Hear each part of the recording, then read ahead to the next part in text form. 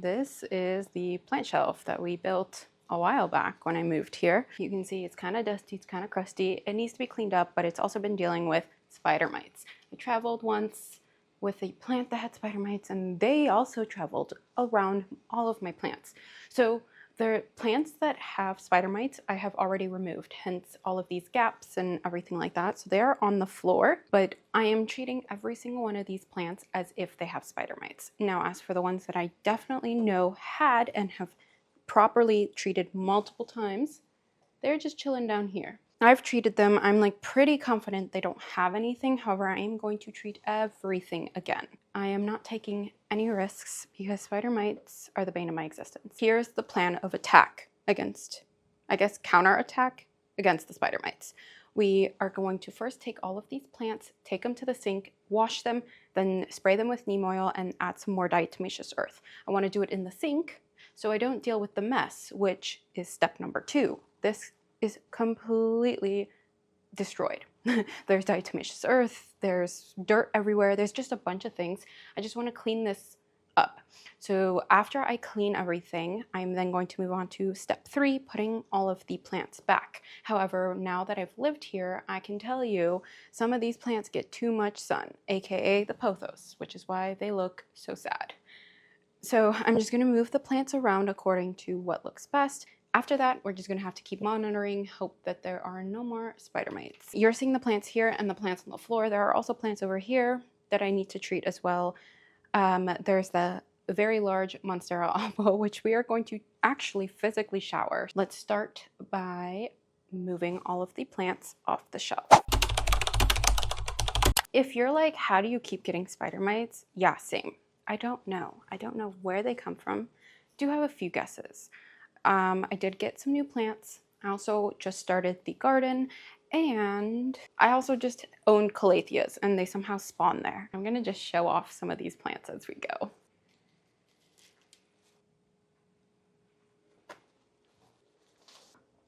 All of the plants have been moved. There's a few random. I'm just gonna use a towel to just wipe everything down. Ugh. Okay, the other thing is I want to wipe the wall. I'm gonna wipe. We are going to move these. Can I move these? Okay. I'm gonna move the shelves because I need to clean under them because there's a lot of stuff. I'm gonna clean the shelves, clean the floor, clean the walls, and then we will head on over to the sink to wash the plants. Welcome to the sink. It's dirty because I've been washing stuff in it already. To help with the plants, I'm first just gonna go ahead and wash the plants. After I wash it, I make sure it drains, check in on it in general. I'm then gonna spray it with some neem oil. Give it a good douse of that. And then I'm gonna go in with some diatomaceous earth. I've got this like brush in here. I just washed it, so that's gonna be great. And I will just sprinkle it straight onto the plant while it's wet. That way it sticks. It usually sticks, and then once it dries, it will activate. But I'm just gonna do that for every single one of my plants. While washing these, I will tilt them like this, making sure to obviously not spill the soil, and then just brush attachment and spray. You also want to make sure to get the plant from every angle. You also want to make sure you're spraying and treating the soil. And you also want to treat the underside of the leaves because that's usually where they hide. So with string of pearls, if you are dealing with spider mites, you want to make sure to get like every single pearl. You don't want to fill the soil like you would with like other plants. The soil, the roots of string of pearls, I've noticed, are very susceptible to root rot. So what I like to do, I'm just going to tilt it. So I'm gonna wash the sides like this, and then I like to wash it like this. That way the water doesn't go down the pot, it goes to the side. And I'm just gonna rotate to make sure I get all the pearls. The thing that sucks with pearls is every single one of these could have spider mites, so you just wanna make sure to thoroughly wash. For something that is in leca, so leca is really nice because all you have to do is just drain the water out, but you wanna make sure to also wash the leca because I have noticed that they can live in there as well. So I've just done that, and I'm just gonna pour out all of that water. Oh, you don't want those going down the drain. You can also just treat it with neem oil and diatomaceous earth. The one other thing is like succulents. Again, you want to be mindful of the water, so I'm just going to go in very gently, get the plants, and then I will gently water.